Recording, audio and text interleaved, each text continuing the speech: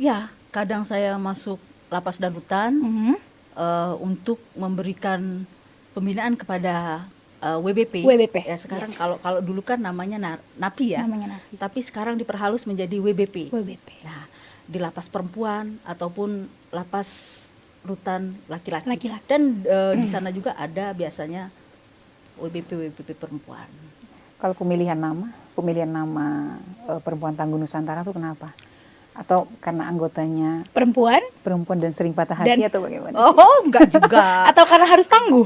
Oh, perempuan itu pasti tangguh loh. Pasti ya. Iya. Perempuan apabila ditinggalkan oleh laki-laki, perempuan akan tetap tangguh. Setuju. Setuju. Gitu. Dan saya memilih nama Perempuan Tangguh Nusantara mungkin karena pengalaman pribadi dan juga banyak pengalaman perempuan-perempuan yang lain yang banyak disakiti oleh laki-laki dan mereka God. bangkit, terus mereka menjadi sukses. Dan ada juga perempuan yang karena dilecehkan, KDRT. Ya, banyak perempuan-perempuan yang kemarin-kemarin mereka terpuruk dan menjadi kuat. Mereka sukses. Akhirnya kami bersama-sama mendirikan organisasi Perempuan Tangguh Nusantara. Nusantara itu kenapa? Kenapa nggak pilih Indonesia gitu? Kalau Indonesia familiar ya. Kalau Nusantara kayaknya lebih wah gitu. Dan kalau Nusantara kan kita kan Bhinneka Tunggal Ika. Karena ibu kotanya baru kali Nusantara. IKN ya, jauh IKN. ya kita ya. Bisa juga. Terinspirasi dari situ juga. Iya, Nusantara itu kan luas sekali ya. Iya, benar. Berarti benar. Perempuan Tangguh Nusantara ini menjangkau perempuan seluruh Indonesia. Seluruh Indonesia. Membernya siapa aja sih, Kak? Membernya banyak. Bunda, sorry. Bunda, sorry. Membernya banyak dari masyarakat bawah sampai masyarakat menengah dan masyarakat Oke, atas. kita fokus ke Organisasi ini udah berapa lama Bunda dibuat? Ini sebenarnya baru saya buat. Baru ya? Tapi saya kan lama berkecimpung di dunia jurnalistik ya. Oh, senior. jurnalis senior. Jurnalis. Iya Dari, benar. dari tahun 988 saya sudah menjadi jurnalis. Dan aktivis juga ya. Sebagai jurnal dan aktivis juga. Dan aktivis Saya juga. juga Aktivis pernah perempuan sebenarnya beliau. aktivis buruh dan aktivis perempuan. Makanya mungkin berangkat dari situ kita mendirikan organisasi Perempuan Tangguh Nusantara. Karena ketika saya jadi jurnalis, ketika saya jadi aktivis, saya banyak membantu perempuan-perempuan yang kena KDRT, Iya. pelecehan seksual dan macam-macam lah. Ada yang memang orang susah ketika melapor ke APH, terus kalau orang Medan bilang nggak diterge. Dicuekin ya, dicuekin, nggak diterge. Kalau dia nggak punya uang, itu laporan nggak Nggak jalan diakomodir ya, nggak gitu. jalan. itu kan oknum. Itu panggilan oknum. Benar, Itu oknum. Jadi panggilan hati begitu. Iya, membuat panggilan hati. Jadi perempuan. dari situ saya berangkat, kasihan mereka. Oke. Dan sampai saya juga mendirikan dengan suami mendirikan Laupem dengan nama Kasih Hati Laupem. Itu untuk Kasih Hati membantu Laupem. perempuan-perempuan yang mendapatkan masalah Yang butuh bantuan berarti jika ya, Bunda, mereka ya? butuh bantuan, kami bersedia tanpa dibayar. Tanpa dibayar Kalau gitu ya. kalau aktivis udah berapa puluh tahun? Wih, sudah lama sekali. Ya, kalau aktivis ya. Oke. Kalau Berapa puluh tahun sih, Kak? aktivis sudah dari tahun 85. Udah lahir Saya belum lahir. Sorry Saya ya, angkat lahir- tangan ya. Saya Gue lahir masih SD. 98. Itu Bunda udah jadi aktivis ya. Aktivis perempuan. Jadi pertama saya aktivis buruh. Aktivis buruh. Aktivis Oke. buruh, dan saya banyak kan rata-rata kalau di kawasan itu kan pegawainya itu kan perempuan. Bener. Rata-rata ya, kebanyakan ya perempuan, kalau di pabrik. dan banyak terjadi hal-hal yang pokoknya ya udah rahasia umum lah ya. Makanya saya dari situ terus kami mendirikan majalah Info Kawasan untuk mengangkat masalah-masalah yang terjadi. Iya. Tentang buruh. Saat itu majalah masih in banget ya Bunda. Iya. Ya. Semua orang masih baca Dari situ cetak berangkat ya. saya akhirnya apa sih pekerjaan yang cocok buat saya? Akhirnya saya memilih menekuni menjadi jurnalis. Jurnalis senior Indonesia termasuk Bunda Kasih Hati Terima berarti kasih. ya. Oke, ini menarik banget Bunda karena beberapa warga binaan itu banyak yang orang memandang tuh sebelah mata ya.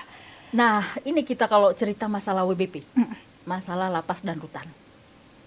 Jadi saya masuk lapas dan rutan itu untuk sedikit merubah paradigma atau stigma dari masyarakat luas, bahwa belum tentu orang yang masuk ke dalam penjara itu orang jahat. Oke. Iya. Yes. Setuju. Jadi banyak mereka masuk ke dalam penjara itu karena faktor ekonomi. Iya. Salah satu banyaknya karena itu biasanya ya Bunda ya. Faktor ekonomi, terus faktor kekerasan dalam rumah tangga, KDRT. faktor perselingkuhan Oh. suami ya. Suami, ya. Jadi Kok mungkin iya sih? sebagai manusia biasa kan kita punya kesabaran. Dan Iya. ketika kesabaran itu sampai di titik nadir, mungkin itulah yang terjadi. Jadi kriminal Jadi ya? kriminal. Pembunuhan Kriminal. atau Jadi ketika saya masuk ke dalam lapas rutan itu, kadang saya meneteskan air mata ya. Ketika mendengar mereka bercerita, ada yang udah umur hampir 60 tahun menjadi kurir narkoba. Ya ampun. Wow. Saya tanya, ya Allah Bu, kenapa Ibu bisa sampai begini? Ibu itu bilang, anak saya butuh makan, cucu saya butuh Ekonomi makan. lagi berarti itu ya, faktor Bunda ya? ekonomi. Benar-benar. Akhirnya dia menjadi kurir. Di umur 60 tahun itu. Iya, di umur 60 tahun. Itu di salah satu rutan ya. Di salah satu rutan ya. Saya tidak perlu sebutkan rutannya mana. Iya. Itu. Jadi itulah maksudnya, tolong dong paradigma untuk masyarakat, jangan cap mereka itu jahat gitu. Belum tentu semua yang ada di dalam itu orang jahat. Karena kadang faktor kebutuhan, Ada juga yang terdesak dijebak, juga ya. gitu. Dijebak benar-benar. Waktu saya ke lapas Palu ya, Mhm. lapas Palu itu ada pembalap. Dia baru habis balap, dapat juara 1. Dia meninggalkan motornya hanya 5 menit. Ketika dia balik, tahu-tahu sudah ada narkoba di motornya. Wow. Nah, Hanya 5 menit udah 5 ada menit. Dijebak ya? dijebak. Jadi kan mungkin itu something lah ya. YTTA ya Bunda, tahu-tahu aja ya. Jadi apa ya, paradigma masyarakat kan. Satu lagi, kenapa WBP itu ketika keluar masuk lagi? Mhm. Ketika keluar masuk lagi. Oh, siklusnya kadang berulang gitu ya Bunda. Mau langganan atau gimana sih? dia? Itu sebenarnya gini. Ada apa? Enak mungkin ya, berlangganan. mungkin ya, Kalau di rutan kalau gitu ya. itu sebenarnya seperti ini. Seharusnya kita sebagai masyarakat ya. Saya tidak membela siapapun, tidak. Cuma saya berada di tengah. Kita sebagai masyarakat, kan ini WBP, dia di penjara. Ketika dia keluar, dia kan butuh pekerjaan. Oh, Ya. iya. Dan mereka biasanya tuh jarang Tapi dapat kan kadang kesempatan ya. masyarakat ketika memandang bahwa dia itu seorang narapidana, Mhm. dikucilkan, Sebelah mata dipandang ya. dipandang sebelah mata. Kayak pendosa gitu kali ya. Biasa Akhirnya kan mereka bingung Mau Iya. ngapain? mau ke sana nggak bisa ke sini. Akhirnya mereka balik lagi dengan pekerjaan mereka yang lalu. Oh iya. Berulang lagi dan berulang lagi. Jadi siklus Nah, ya Bunda kayak gitu ya. Seandainya masyarakat mau memberikan tempat untuk mereka, mungkin mereka tidak akan mengulang. Nah, sekarang tidak seperti zaman 20 tahun yang lalu ya. Itu zaman jahiliyah. apa perubahannya di, apa di Kalau zaman jahiliyah lapas? dulu kan di dalam lapas rutan itu ada kepala suku, Oh, ada ketua geng ada gitu ya. Nah, kalau sekarang tidak ada lagi. Tidak ada. Karena sekarang lapas rutan itu lebih humanis. Dan untuk besuk juga kita harus menggunakan barcode Oh, ada secara barcode. online. Oke. Nah, dan di dalam lapas rutan juga sekarang sudah ada pembinaan. Udah ada pembuatan roti. Ada terus salon juga ya Bunda ya? ada Ya kan ya? salon, ada apa yang untuk manicure, pedicure. Oh iya, buat kalau kuku-kuku untuk perempuan ya. manicure, pedicure, salon, terus jahit, baju, masak. Jadi ketika mereka keluar, mereka sudah punya keterampilan. Benar. Nah, tapi ya itu, masyarakat harus menerima mereka dengan baik. Karena mereka kan ingin menjadi orang baik.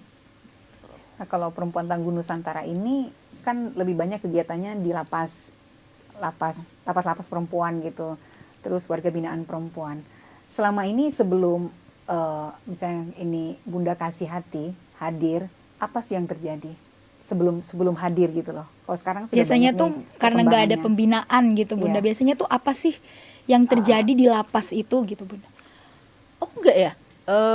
Di lapas rutan itu kalau untuk saat ini ya, kalau untuk saat ini sudah ada guru, sudah ada mentor berarti ya sudah untuk ada mentor. ngajarin ya? Nah, saya untuk di sisi organisasi Perempuan Tangguh Nusantara dan di sisi jurnalistik ya. Oh iya. Nah, jadi saya merangkum dari sisi jurnalistik dan sisi organisasi Perempuan Tangguh Nusantara.